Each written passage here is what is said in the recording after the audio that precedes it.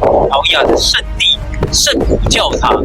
那我们刚刚才吃完buffet而已，大家有兴趣也可以看一下我们上一支影片，看一下这边里呢就是天主教的圣地，那它也是全世界第6大的教堂。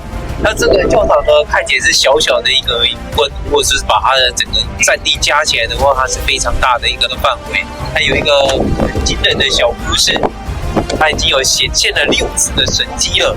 最近的一次呢，是在20世纪初的时候，在这边就是玛利亚现身的时候。那当时呢，我看了这个故事，它是说在那一天太阳是在转动的，而且就像火球一样，那大家就认为这是玛利亚现身了，非常神奇的一个教堂，所以很多人来这边朝圣。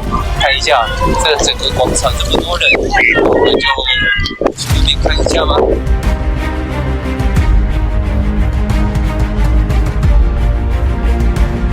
现在就在葡萄牙天主教的圣地，看一下非常多信徒来这边朝圣。他们要进去那边，把蜡烛放进去火炉里面，就像是我们烧金纸、烧香的那种感觉。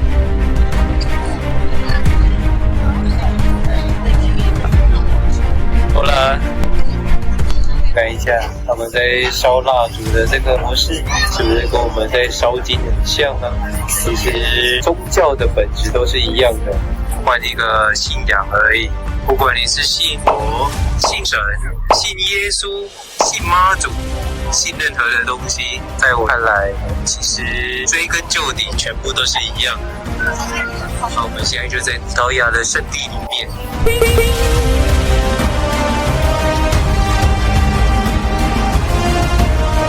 看一下，是不是就像我们在买金纸一样呢？还有这么粗的，这样是 2.9 euro， 然后小条的60 cent， 也有像这样一般般的 1.9 啊、0.85、1.4， 也有1 euro， 但是没有看到刚刚那个比人还要长的，不知道比人还要长的那样一条是要多少。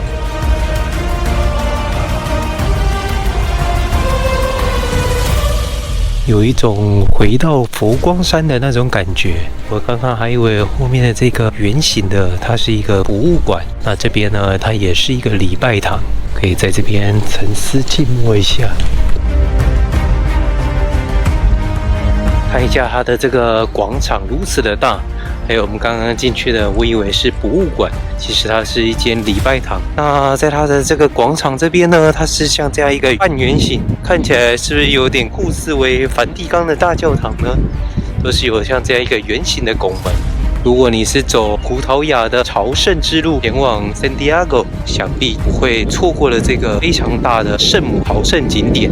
来到这边有一股非常平静安详的感觉。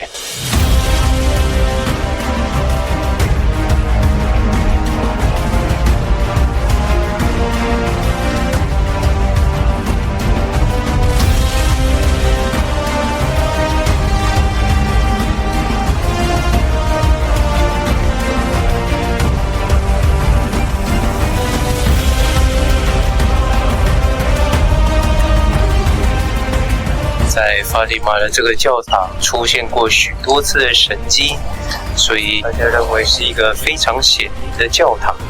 非常多的信众来到这边，其实就是小小的一间而已。在教堂里面呢，也没有过多的华丽的装饰，没有一些特别的雕刻，那就是因为有玛利亚现身显灵，而让这间教堂非常的有名。